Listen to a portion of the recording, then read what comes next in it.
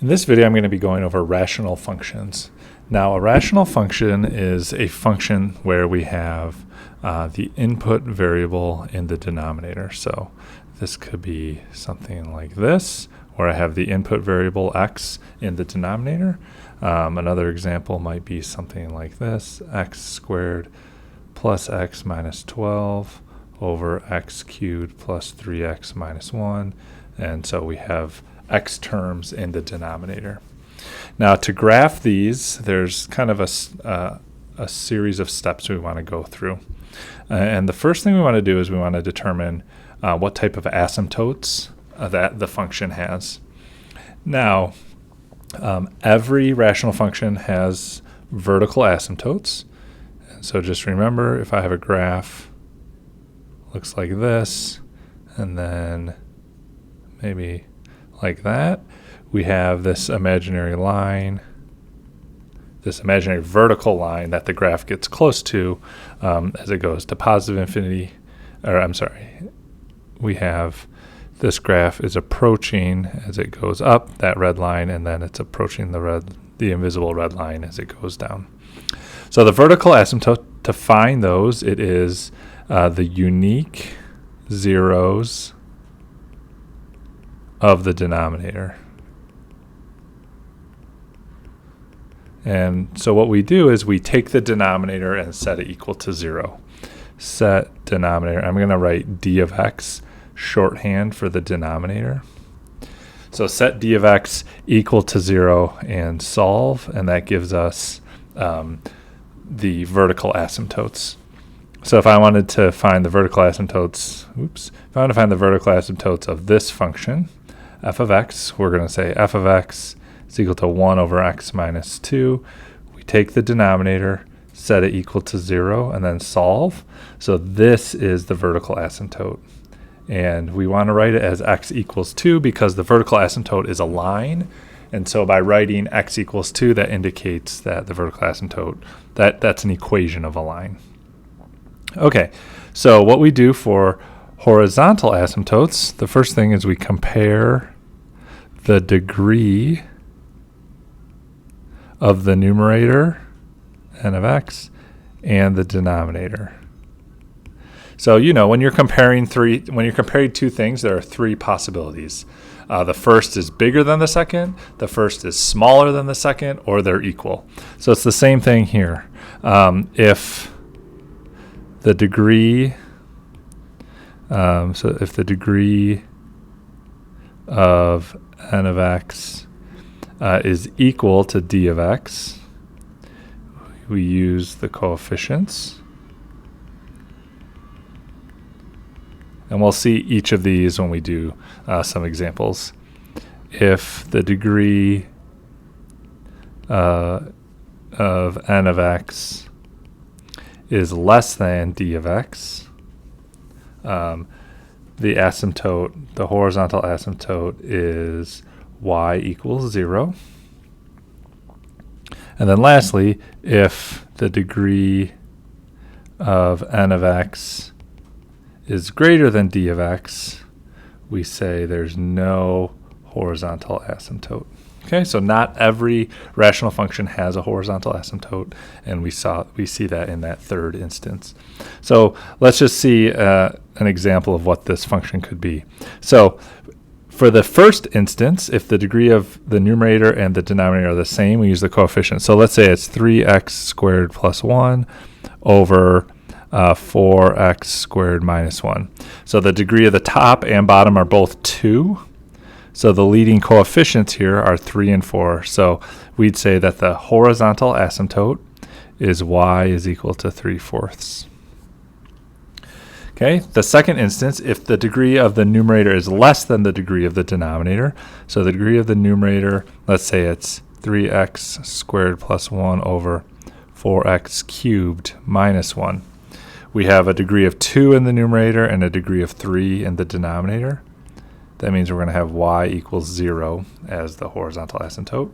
And then if the degree of the numerator is bigger, let's say 3x to the 5th plus 1 over 4x squared minus 1, we have no horizontal asymptote here. We have degree 5 on top and degree 2 in the denominator. Okay, the third type of asymptote that we may come across is called a slant asymptote or an oblique asymptote. And this occurs, if the degree of the numerator is exactly 1 greater than the denominator. And so what we do is we divide n of x by d of x to find the slant asymptote. Okay, and we'll see an example of this. Okay, so that's kind of the big new thing with rational functions and how we graph them. So the steps that we're going to go through to graph a rational function is we want to find the domain and the vertical asymptotes. These usually correspond to each other. So if we can find the domain, that'll kind of lead us to the vertical asymptotes and vice versa. We want to find any horizontal or oblique asymptotes. A rational function never has both. Never has both a horizontal asymptote and a slant asymptote. So if the function has a horizontal asymptote, we're done. We don't even need to think about a slant asymptote. Find the zeros of the function. So what we do is solve n of x is equal to 0. So we set the numerator equal to 0. Solve that. Find the y-intercept. What we do is we evaluate f of 0, and then we plug in some test points to determine what the graph looks like. Now let's go through some examples that illuminates all of this for us. Okay, so the first one says, for the function, find all asymptotes, the domain, the x and y intercepts, and graph. Okay, so let's just go through. So the first thing to do is figure out what the vertical asymptotes are. Now, to find the vertical asymptotes, we take the denominator and we set it equal to 0. That denominator is x squared minus 9. I'm going to factor that to x minus 3x plus 3. And so x minus 3 equals 0. That means x is equal to 3 as a vertical asymptote. And then x plus 3 equals 0. That means x is equal to negative 3 as a vertical asymptote. Okay. For a horizontal asymptote, we want to compare the degree of the top and bottom. We have degree 2 and 2. That means it's equal. The degrees are equal, in which case we consider the leading coefficients of the top and bottom. The leading coefficient of the numerator is 2. The denominator is 1. So this means the horizontal asymptote is y equals 2. Because we have a horizontal asymptote, that means there is not a slant asymptote.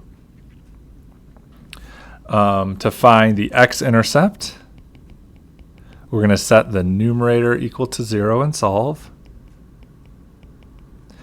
Add 2 and divide by 2, so I get x squared is equal to 1. So x is equal to plus or minus 1 here when I solve that. And that's going to tell me that my x-intercepts are 1, 0, and negative 1, 0.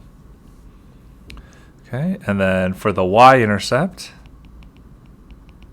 we evaluate f of 0. So doing that, I'm going to get 2 times 0 minus 2, 2 times 0 squared, I should say, and then 0 squared minus 9. This gives us 2/9. And writing that as an ordered pair, I get 0, 2/9. All right, so I have all of this information. What I'm going to do is I'm going to plot that on this graph. So I have a vertical asymptote of 3 right here, and then another vertical asymptote of negative 3. And I'll just label these down here. Okay, I have a horizontal asymptote of y equals 2. Okay, no slant asymptote. I have an x-intercept of 1 and -1, so I'm going to do that in a different color. 1, -1, and then a y-intercept of 2/9, so that's somewhere between 0 and 1. So it looks like this curve is going to go something like that. And then to find out whether I have a piece of the graph up here or down here, what I'm going to do is I'm going to choose a point to see where those graphs, where that graph lies. And so what I'll do is I'll make a little table. We'll do f(x) and f of x. So plugging in a point, how about I plug in 4 for x? When I plug in 4 for x, so f of 4, we're going to get 30 over 7, and I should put a 4 here.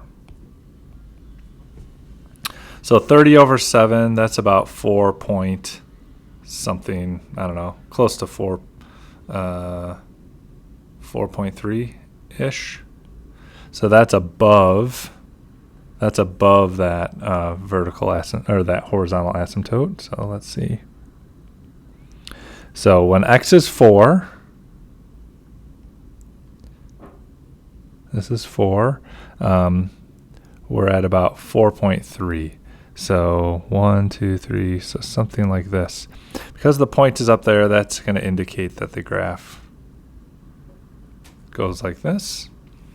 And then similarly, I'm going to pick a point over to the left of that intercept, and I'll pick -10. When I input -10, we get 198 over 91, which, hang on, I'm looking at my notes, and I don't want to pick that point. I want to pick a point that is closer to -3. How about -5? So when I input -5 into the function, and I'll do this one, f of -5, I get 2 times -5 squared minus 2 over -5 squared minus 9. 25 times 2 is 50. 50 minus 2 is 48. 25 minus 9 is 16. And that comes out to, oh, wow, nice, 3, whole number. So -3, 4. So at -5, I get 3 here. So it's going to indicate that the graph goes like this. So there we go. Now, I know you may be able to verify this with a calculator, but finding all these asymptotes and the y and x intercepts is useful to be able to do this without technology. All right, and then what we want to be able to say here is we want to say what the end behavior of this function is. So that first one says, as x goes to positive infinity. What that means is as we go to the right on the graph, what is that curve getting close to? Well, that curve, as we go to positive infinity, the curve is getting close to 2. So we're going to say that this is 2 here. And then as x goes to negative infinity, it's also getting close to 2. So both of those are the same. All right. I think we have 2 more examples in this video. So same idea. Find the function for the function, find all asymptotes, domain, x-intercepts, y-intercepts, and the graph. Oh, we didn't find the domain on this one. The domain here, well, this function is defined everywhere except at -3 and 3. So the domain is going to be negative infinity to -3, union -3 to 3, union 3 to infinity. So like I said, the domain kind of corresponds to the vertical asymptote. Okay, next example. So same thing, find all asymptotes. So let's find the vertical asymptote. Again, we're going to set the denominator equal to 0. I'm going to factor that, x minus 2, x plus 2. Now notice I have the same factor in the numerator and the denominator of x plus 2. So I'm going to rewrite this function as 1 over x minus 2 here. And because the x plus 2 cancels out, that means that does not correspond to a vertical asymptote. So for the vertical asymptote here, I'm just going to take x minus 2 and set it equal to 0. So x is equal to 2 is my vertical asymptote. So I'm going to go ahead and plot that. For the horizontal asymptote, it's got some construction outside here. Sorry about that. So for the horizontal asymptote, because the degree of the numerator is 1 and the denominator is 2, the degree of the numerator is smaller. That means I have a horizontal asymptote of y equals 0. And that also means we do not have a slant asymptote. Okay. Hopefully the construction has passed. So let's continue this problem. The x-intercept is going to be, well, we set the numerator equal to 0. And what we're going to do is we're going to say, well, the x-intercept, the numerator of this version of the function is going to be, there's no way that that numerator can ever equal 0. One, I can't set this and solve that equation. So we'd say there is no x-intercept. And if you're not sure which version of the rational function to use, well, if I was to make, if I was to take the original function and I use that factored form, I might be tempted to say, well, x plus 2 is equal to 0. That means x is equal to negative 2. But x can never be negative 2 because that's going to make this this factor 0, which makes the whole thing undefined. So either way, we kind of run into a dead end there. For the y-intercept, we're going to set x equal to 0. We're going to solve this, f of 0 for the y-intercept. So f of 0, we're going to get negative 1/2. So our y-intercept is 0, negative 1/2. And then for the domain,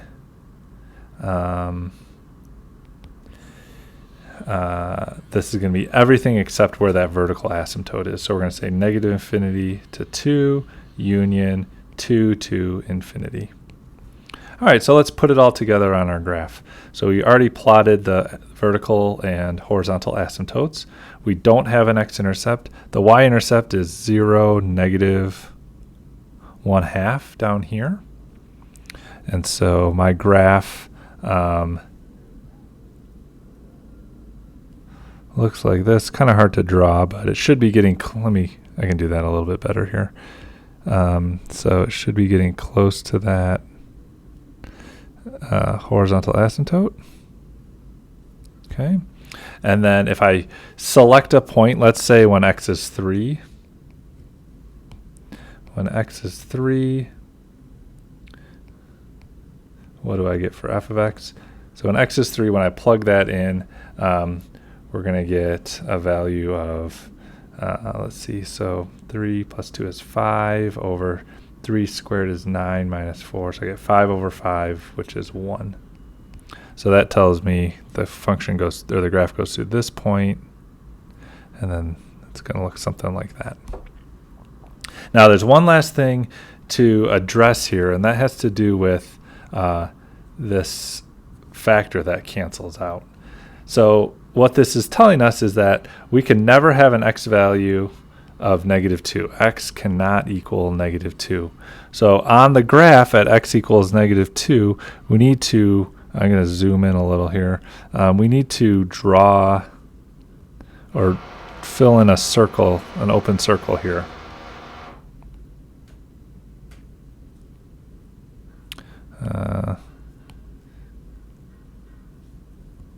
So we're going to have an open circle on negative 2.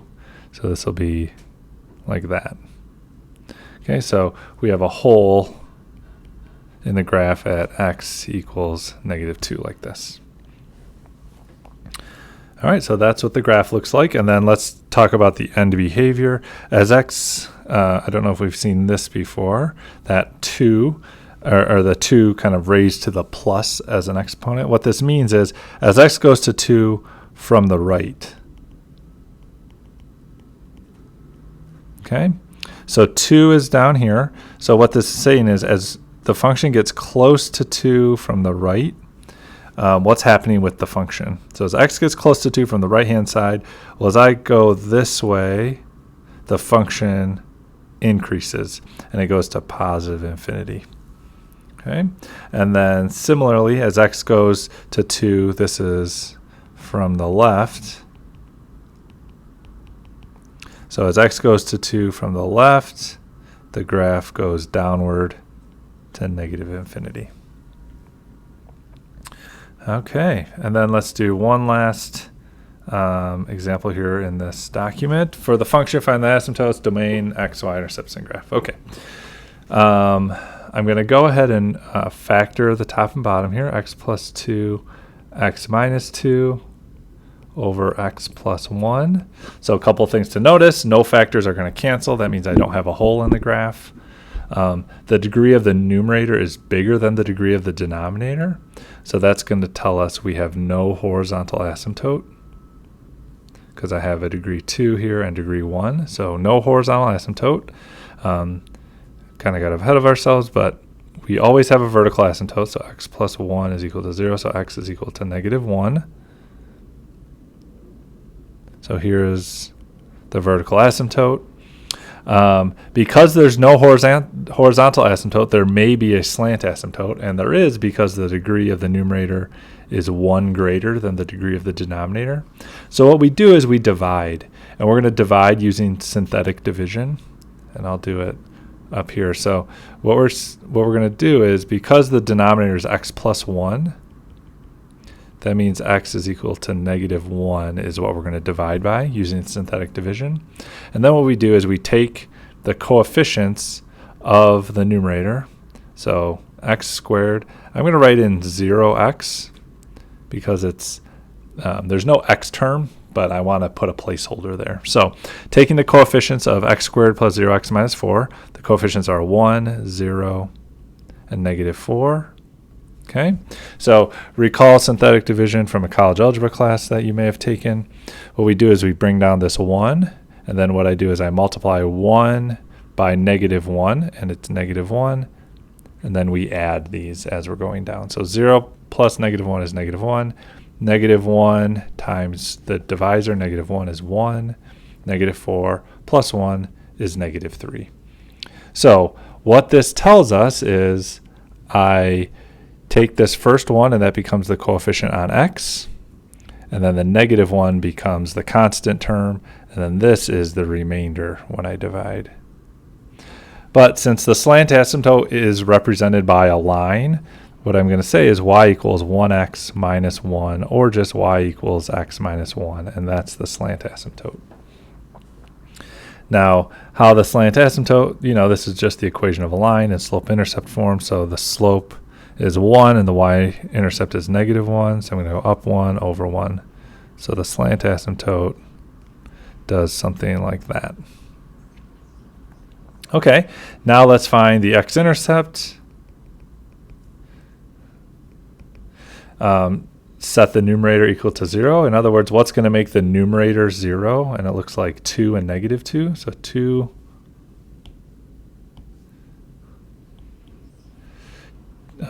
2 comma 0, and then negative 2 comma 0 are my my x-intercepts. So I'll plot those. So 2 here, and then negative 2. And then for the y-intercept, we're going to evaluate f of 0. So I get 0 squared minus 4, so there's negative 4 in the numerator over 1. So 0, negative 4 is the y-intercept right here. So I have those points, and this graph is going to go here and then here. I'm not going to have any graph in this portion, because if I had a piece of the graph there, this graph would not pass the vertical line test.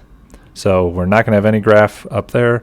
This point over here at negative 2, 0 means that the graph looks like this. And similarly, because the vertical line test must be satisfied, I'm not going to have any graph in that lower quadrant there. Okay, and then lastly, let's talk about this end behavior. So it says as x goes to infinity, what's happening to the function? Well, it keeps going up and to the right, so it's going towards infinity. As x goes to negative infinity, this graph is going down and towards the left, so it's going to negative infinity.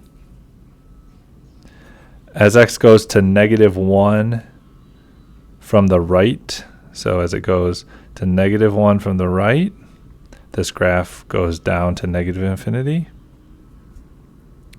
And then as x goes to -1 from the left, the graph, let's getting a little cluttered here, but as I go to -1 from the left, this graph goes to positive infinity. Okay, so there we go. And then let's look at 2 additional questions, and these are from WebWork. So this one says, write an equation for the graphed function. So we know this is a rational function because I have vertical asymptotes here. And this vertical asymptote is -3 and this one is 2. So what that means is I have factors of x plus 3 and x minus 2 in the denominator. Okay. And then it looks like I also have a horizontal asymptote at 0. When the horizontal asymptote is 0, that means the degree of the numerator is less than the degree of the denominator. So I'm going to have x to the first power in the numerator. What we notice is I have those 2 factors, so the denominator has degree 2. So for this to be satisfied, in other words, in order for me to have a horizontal asymptote of y equals 0, the degree of the numerator must be 1. And then the last thing to figure out is, well, if I can zoom in here, I can see, well, I have a y-intercept here, and I don't know exactly what that is. And it's hard to know precisely. But what I'm going to do is, this is going to be x minus some constant value here. And I don't know what that constant value is, but what I'm going to do is I'm going to input 0 into the function. And I get 0 minus a over 0 plus 3, 0 minus 2. And that is going to be equal to whatever that y-intercept is. And I don't know exactly what it is, but I'm going to say that it's about -1/6. So what we end up with here on the left side of this equation is -a over -6 equals -1/6. So that means a is equal to 1. And so what we're going to do is we're going to replace this with a 1. So there's my function, x minus 1 over x plus 3, x minus 2. And you can check this by graphing it in Desmos or something. All right, and then this last one here, it says, use technology below to graph this function. So I did that down here. I graphed this in this Desmos applet. Use the graph to solve f of x greater than 0. So in other words, it's saying, when is this graph greater than 0? Well, from here to this asymptote, it's negative because the graph is below the x-axis. This is -4. And then from -4, and this crosses at 3 here. It's maybe hard to see just in this static image, but if you click on that point on the graph, you'll see that it's 3, 0.